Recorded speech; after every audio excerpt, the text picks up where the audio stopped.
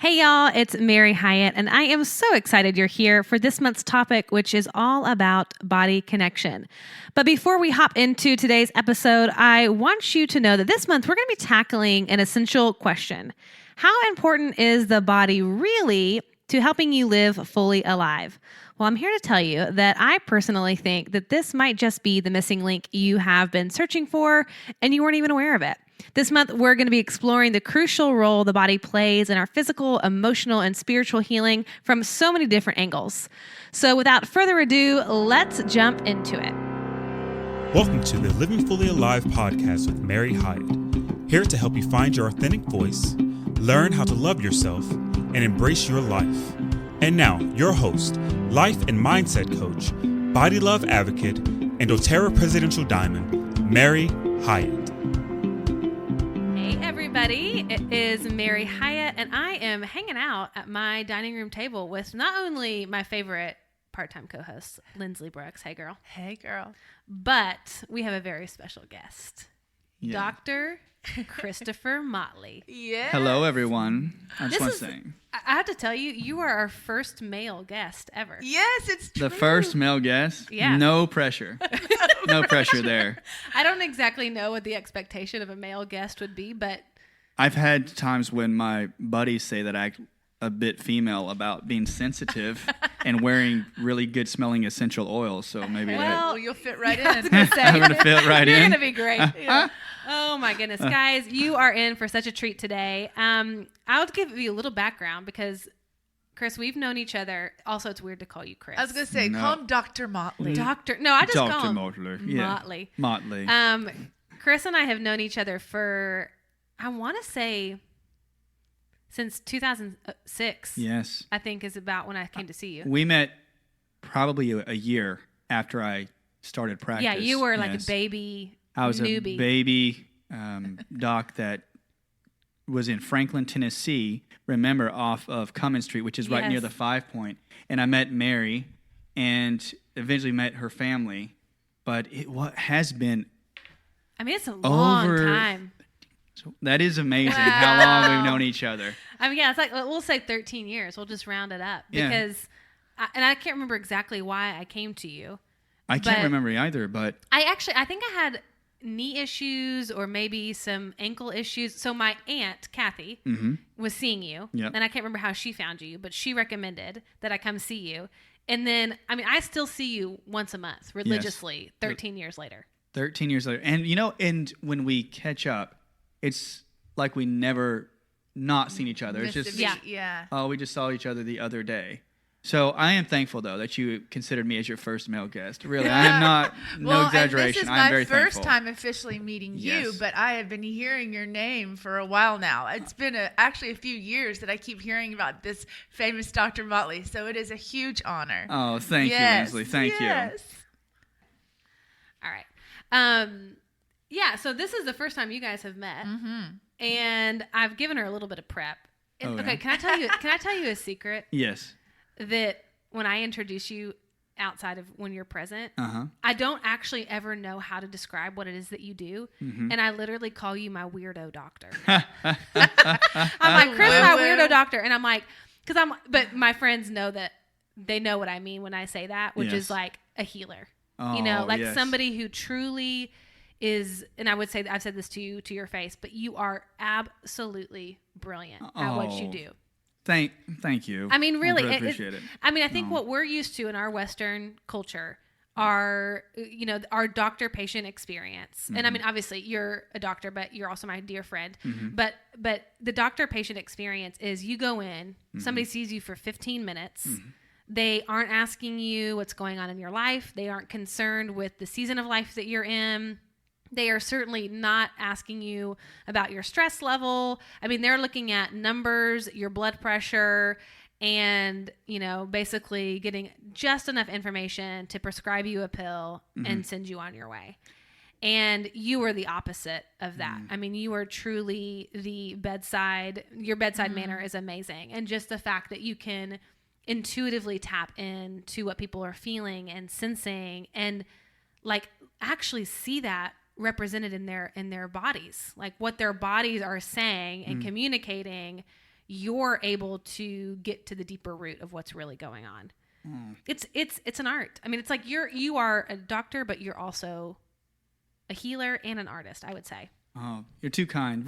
Thank you for your kind words. And I truly mean that. I appreciate it. I started out practicing in Nashville and Franklin, Tennessee.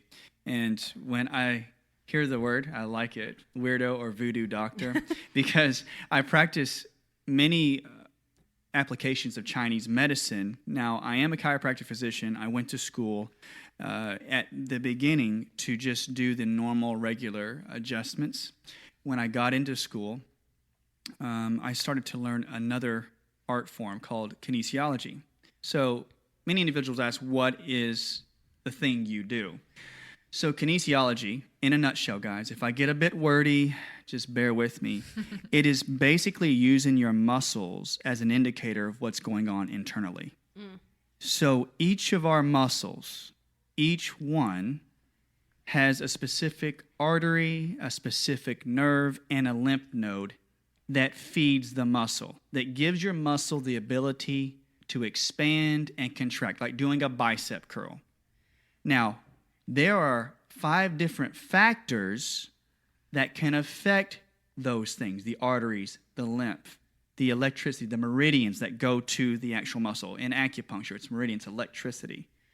So that can be structure, that could be a chemical issue, could be an organ imbalance, could be the psyche emotion, which is my favorite part of it, and could be the acupuncture system. It is my job to find out which one of those particular factors are affecting the strength of the muscle. Now, this is a cool thing about it. Being the doc that, thank you for saying, that has good bedside manner, what we do is we find out in Chinese medicine and kinesiology that each organ is fed by what? A specific nerve, right? Now, that one nerve has a root. So it branches. One branch goes to the organ and the other one goes to the muscle. So if there's a muscle that's weak, I know that the organ may be imbalanced too, because the root's affected. But in Chinese medicine, the cool thing that we talk about, Mary, all the time is the emotion that the organ is meant to process. Each organ has a specific emotional process that it takes upon itself chemically to help you process certain emotions like anger and frustration and hate. And if an organ is affected by an emotion, it could send a signal back through the nerve and to your spinal cord, go back out to the muscle and make the muscle weak. Whoa. See how that works? The muscle then is the indicator that you can have an emotion going on inside the organ that's not being processed out fully. That is hopefully a decently clear explanation. Yes. I can do another one for you guys, but I have practiced this type of kinesiology for about 15 years, almost 16. And the reason I got into it, when I first started out, I did not want to do anything with emotions. I wanted to treat structure. I wanted to treat your ligaments and your muscles. And I treated one young lady with an emotional issue with an earache. And I went into my book of emotional practices and techniques. Now, I did not advertise it, but I started getting people to come into my office and going, I hear you do emotional work. Never advertised that, didn't want that. But I believe in flow. And things are coming to you because you're meant to learn it. That's how I got into kinesiology and Chinese medicine.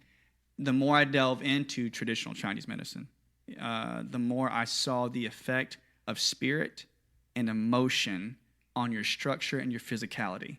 So you cannot separate one from the other. It is impossible. I'm just going to say that right now. Many people go, oh, it's just a thought.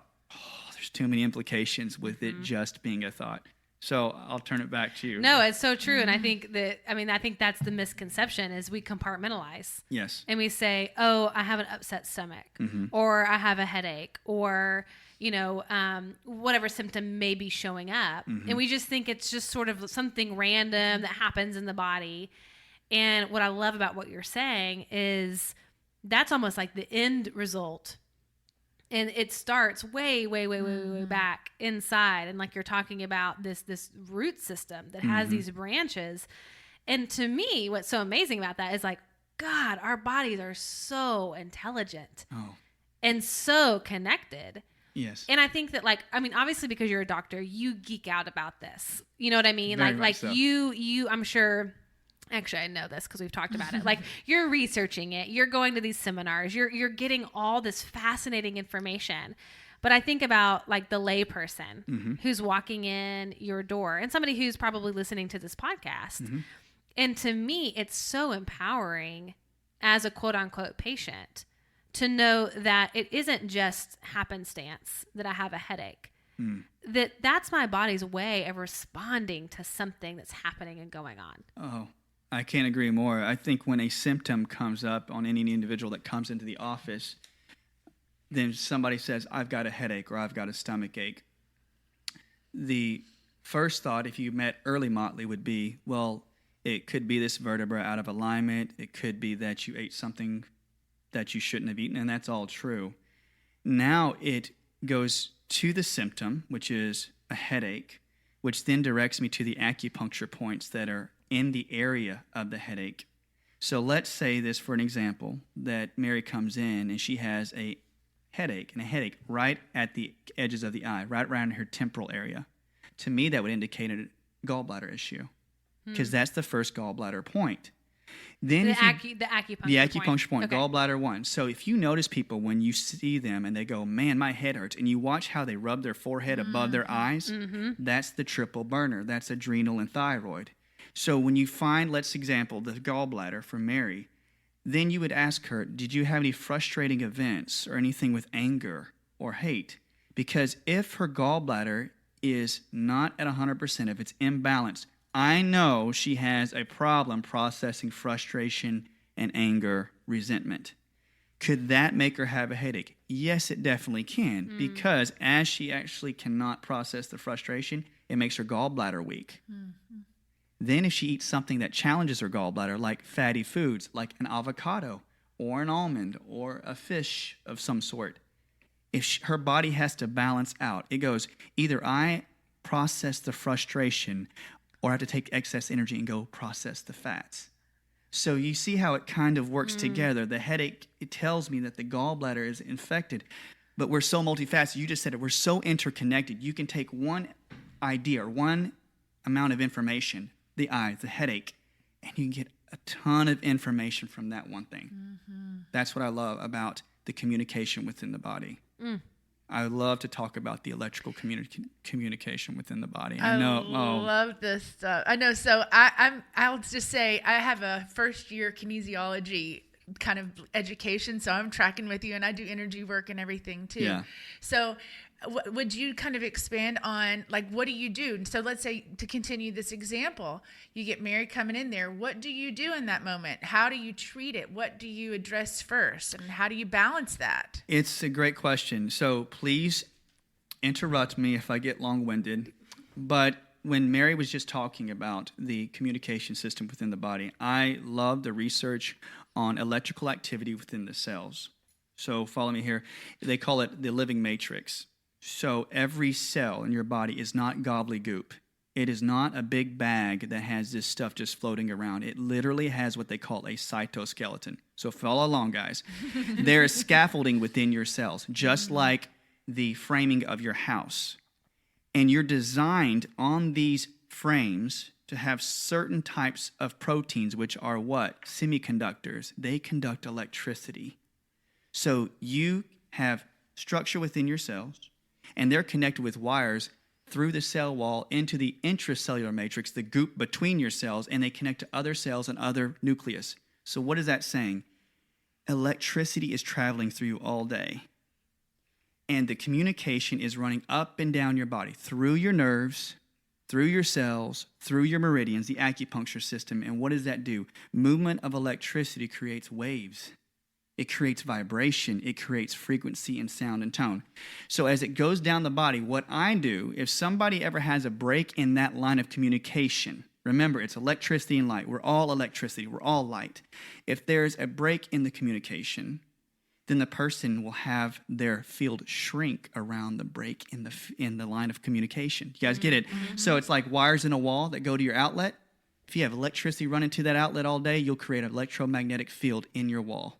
But if you have a break in it, the field ceases. So this is cool. This is talking about all of us here in 3.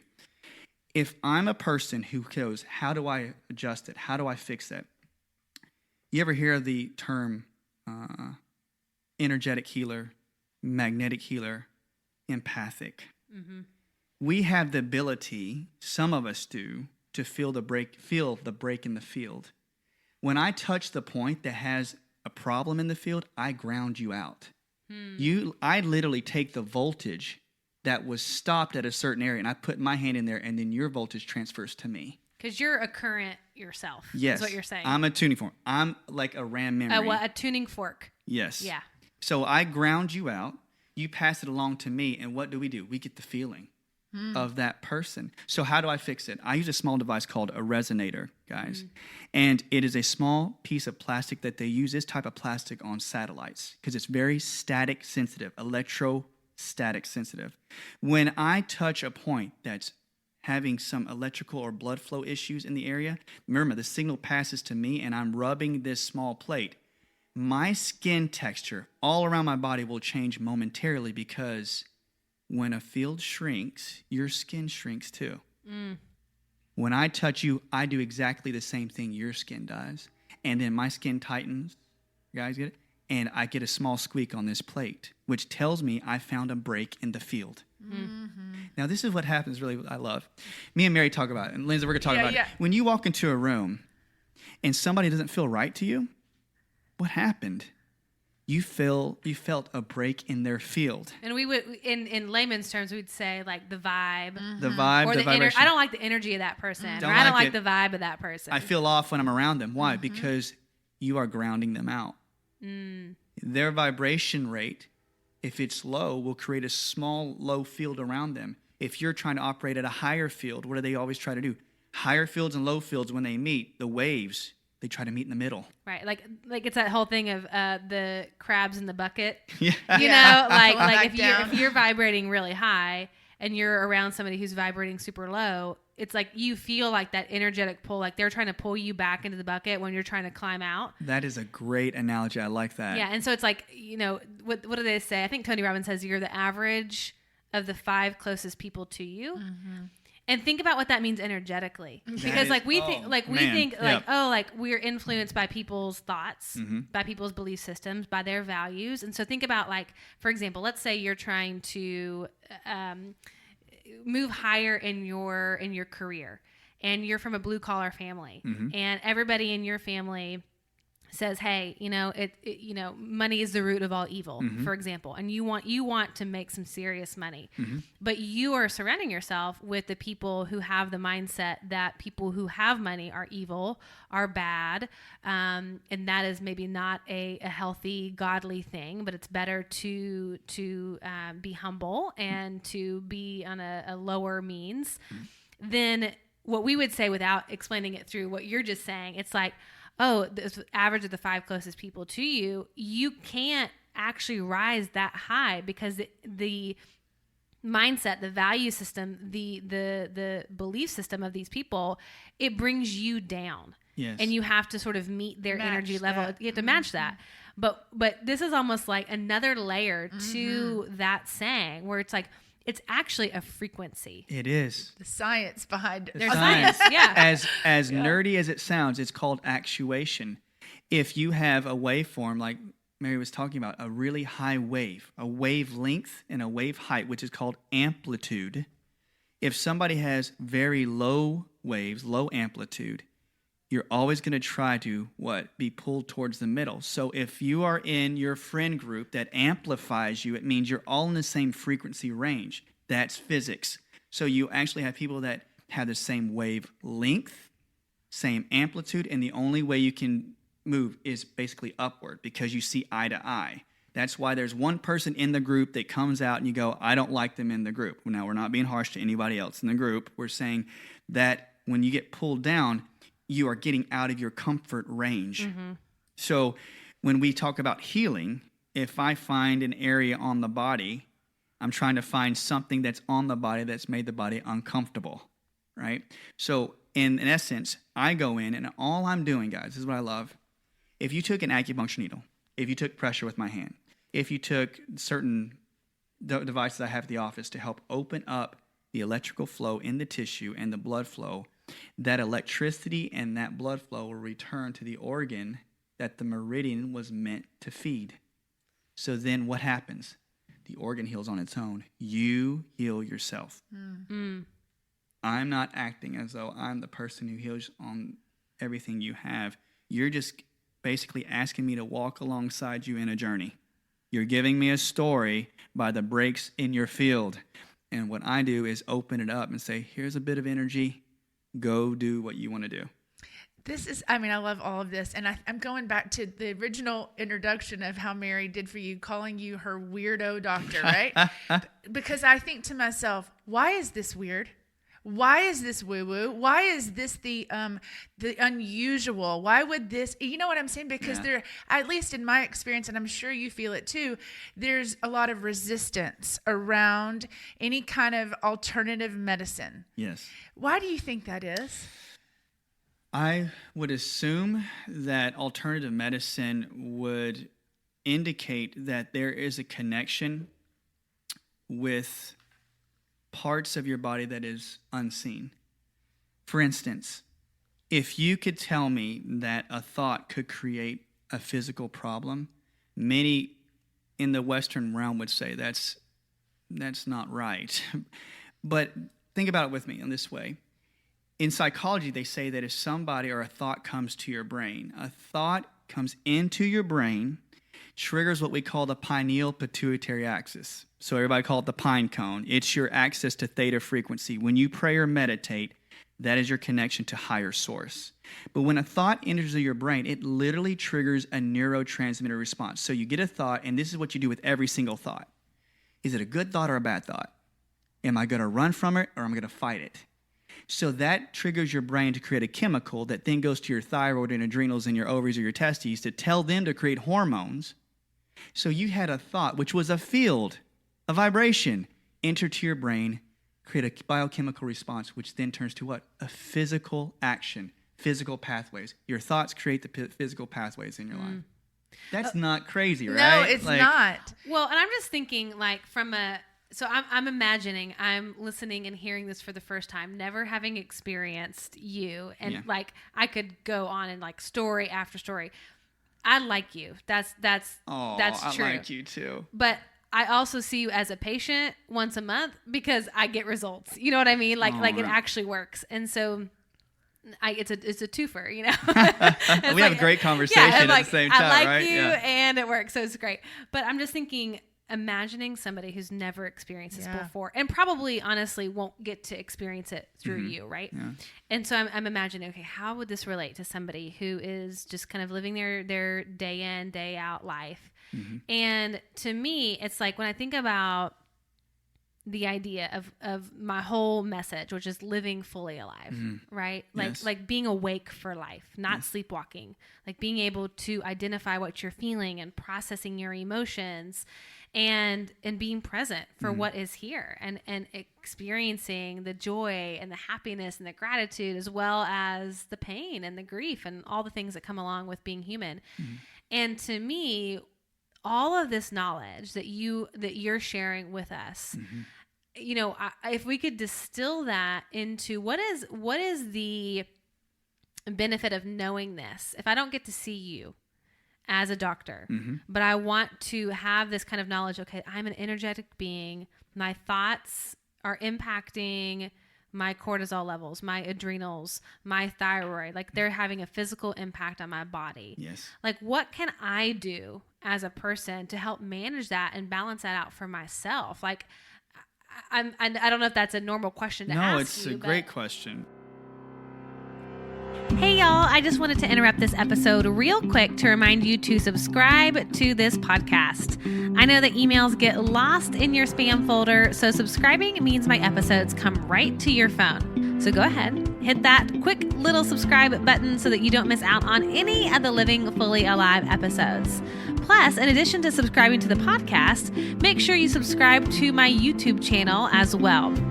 I don't know if you know this, but I have been releasing guided meditations every Monday over on YouTube, and you're not going to hear them here. So if you've been wanting to start an easy meditation practice, subscribe to my YouTube channel so that you don't miss out on my short 15-minute guided meditations. All right, now back to this week's episode.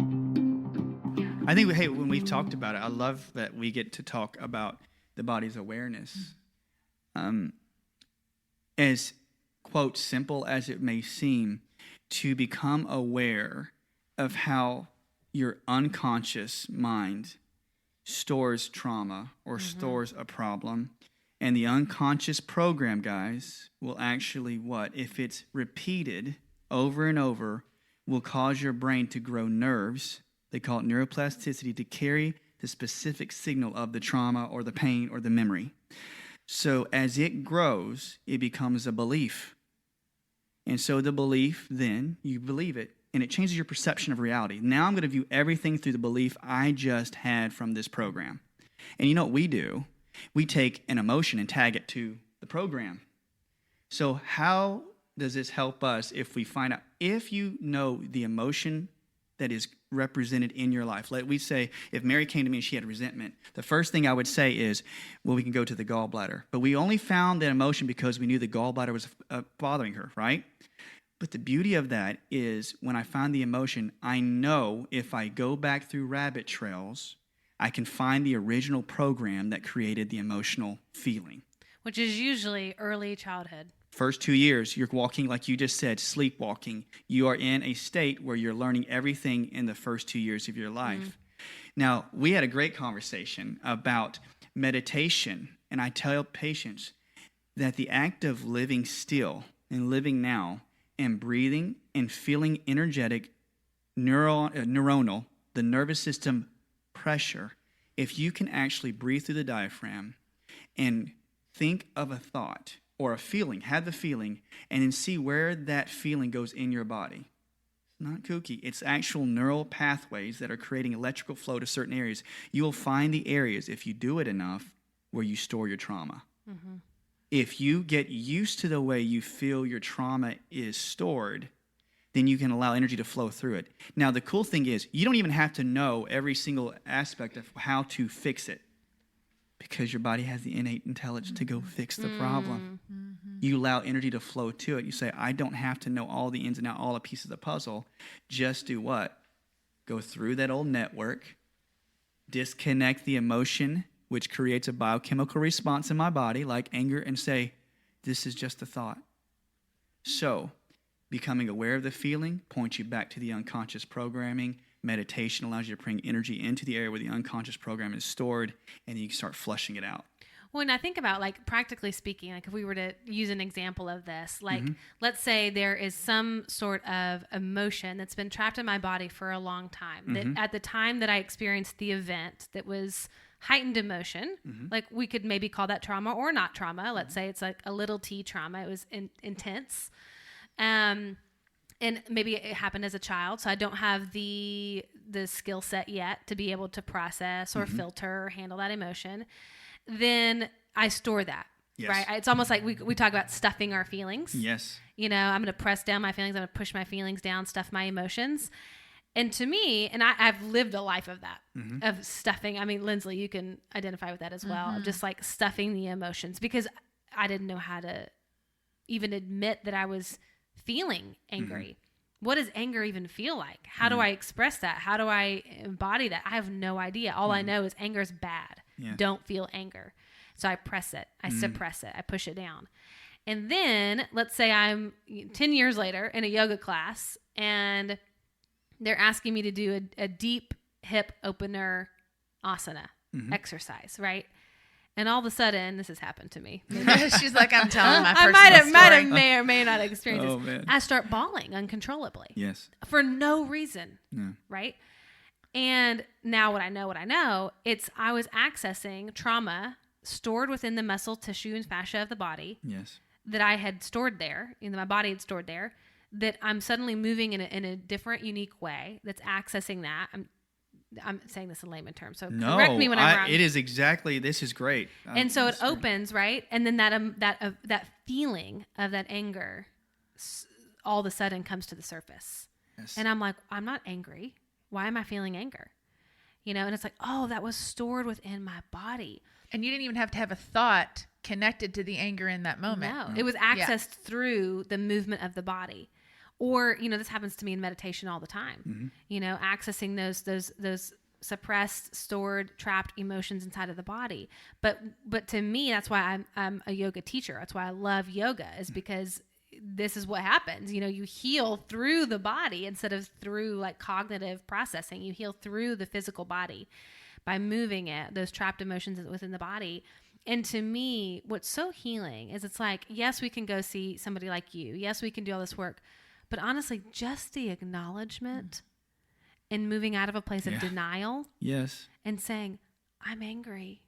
This is the emotion. I'm feeling this. I'm sensing this. And like, we don't even, again, have to like go through all the processing of it.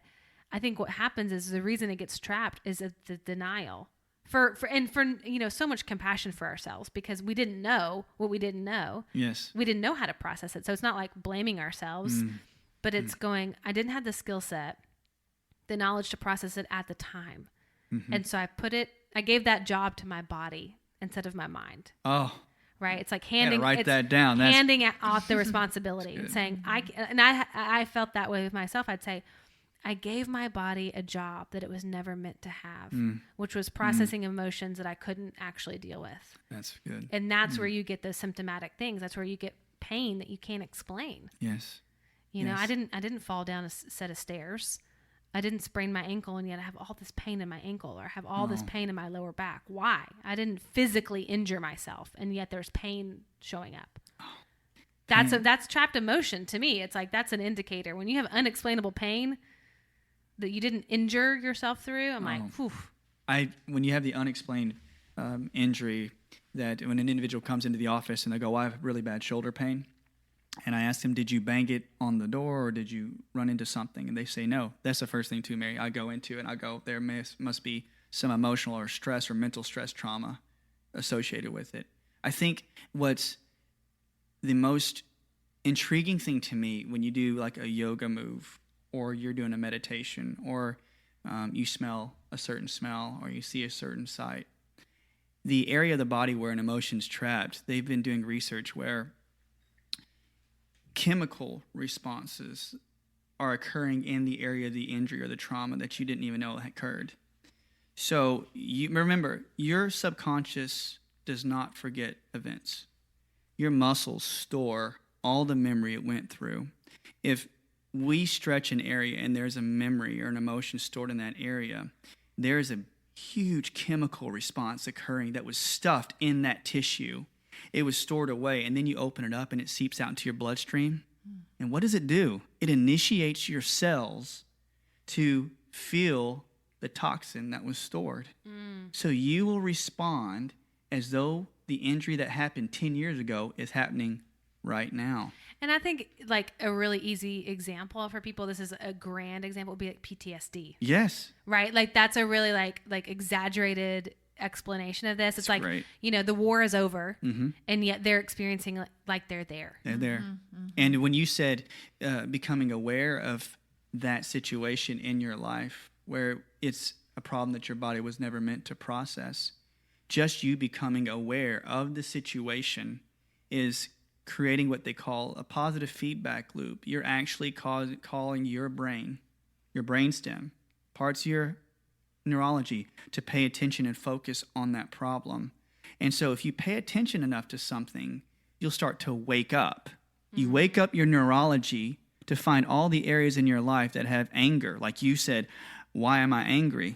Because you stored an event in the closet. Now we got you to get you off the couch and say, wake up. Now you have to go clean those closets out.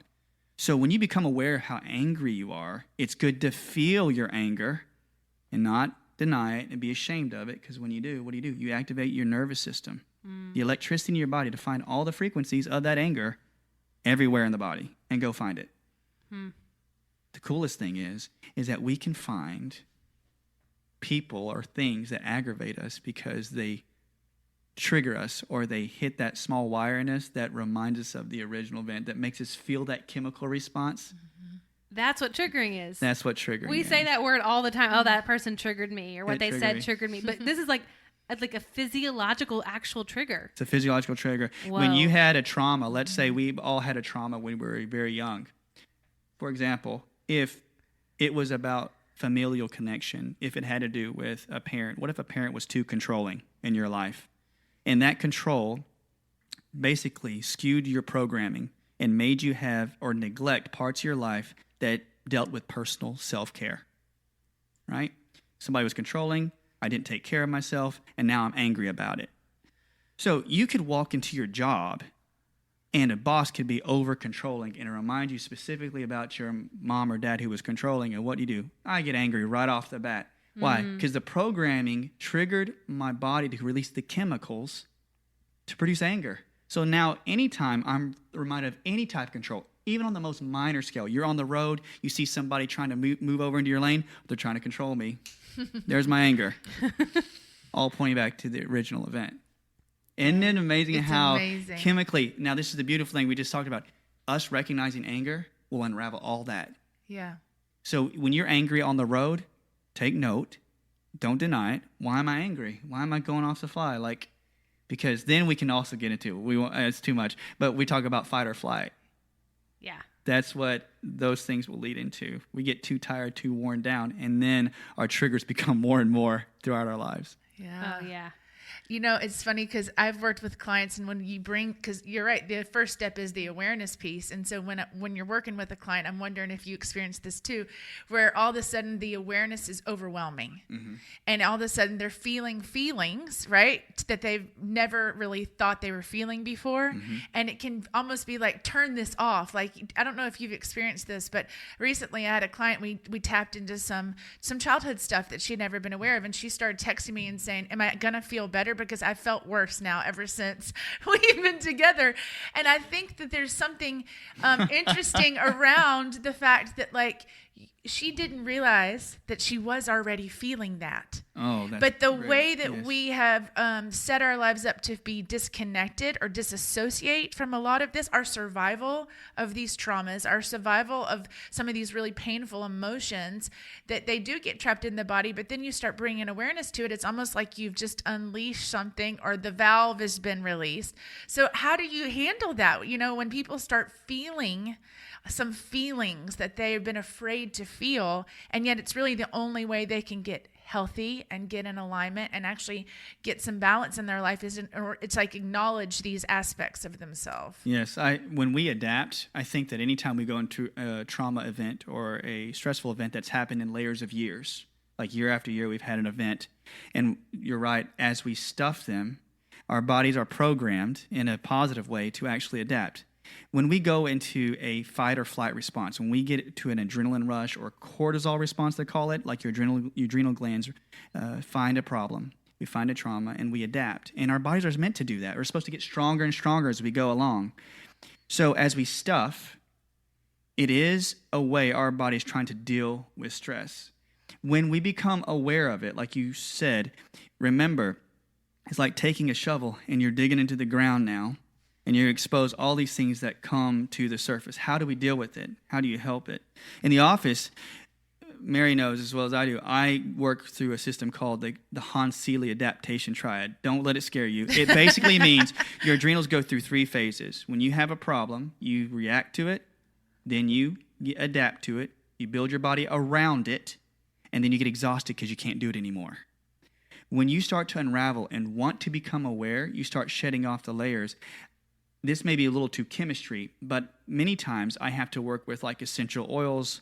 I'll have to work with certain types of herbals that help with the adaptogenic effect of the adrenals. Reishi mushroom, people use ashwagandha. And you use that in combination with a proper diet and healing the gut lining. And my personal favorite is finding every single acupuncture point that is keeping them in adaptation. You uncover it, the brain reads what the real information is, and they'll start unraveling it themselves. So if you guys are asking me for a simple thing, that was a lot. You do have to find things that build the adrenal glands. You have to find things that will calm you down, like kava, L-theanine, and then find a practitioner that can go in and open up certain acupuncture points that feed the weak muscles, the weak organs in your body. So are you saying, like, for people to find somebody like an acupuncturist, like Yes. if they don't get to come see you, Yes. say they don't live in Nashville or whatever, Yes. an acupuncturist would be able to do this? Yes, a great acupuncturist. And I would say an applied kinesiologist, somebody who can find the points that are associated with the organs, right? Mm-hmm. And then that can identify verbally what emotions tagged with the organ.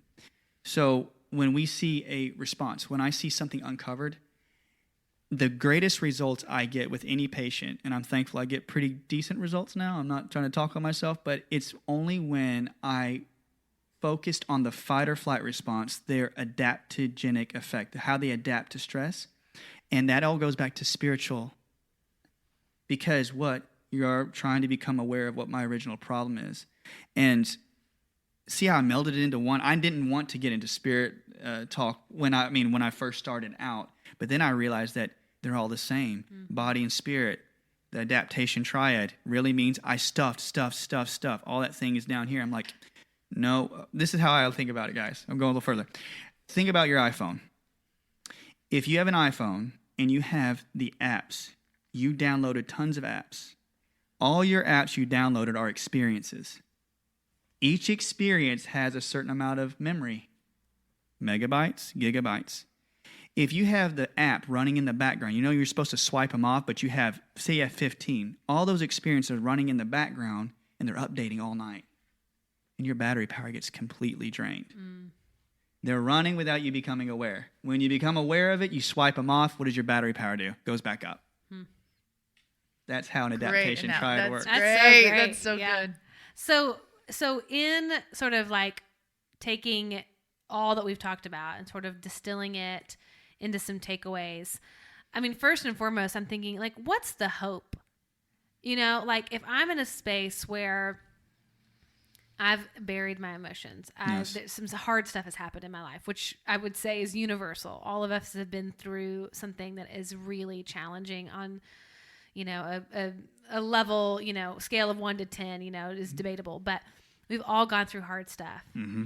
And what we're talking about this month is body connection, learning how to embody, like Lindsley and I talked about last week, learning how to be in your body, this mind-body connection. What's the hope? Like, if I start to connect the dots, if I start to become aware, how is that actually going to change my day-to-day life? I believe, like, when we increase connection, and remind you guys that as much as I love to talk about neurology and about the electrical and the technical aspects of it, I love the idea. It's not the idea. It's the fact of how much spirit moves within all of us. I love connectivity between people. I love that you say, what is the hope within all of this? Learning about yourself, becoming aware. I will say that as you become more aware, when you start to increase connectivity within your own body, knowing who you are, really, the nervous system takes note. If you unravel, which we're all trying to do, and we start taking away the pieces, this is how it works.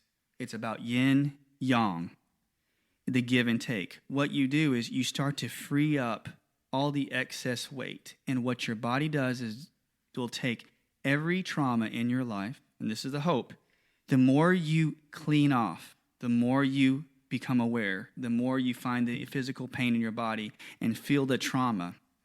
As you do that, you free more empty memory space in your body. And what does that do? Like a computer, it increases your bandwidth. So the more trauma you let go of, the more aware you become of, the more you let go of it, increase your bandwidth with what? Higher source. You will actually pull in tons more energy. You'll actually take more frequency from a higher source, from the outside source, and convert it into actual electricity. It actually becomes biochemical by that point.